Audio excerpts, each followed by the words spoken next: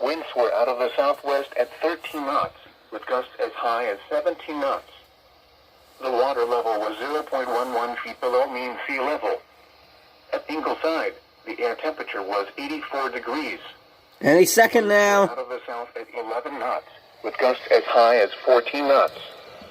The water level was 0.03 feet above mean sea level.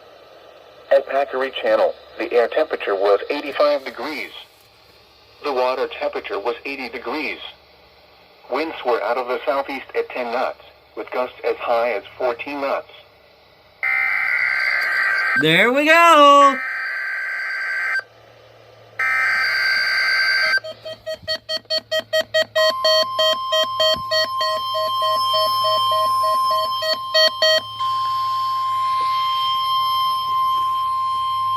This is a test of the National Weather Service NOAA Weather Radio Warning Alarm System. This test is conducted every Wednesday between 11 a.m. and noon local time, unless there is severe weather in the area, in which case the test is postponed until Thursday. Again, this is only a test. There is no severe weather in the area at this time.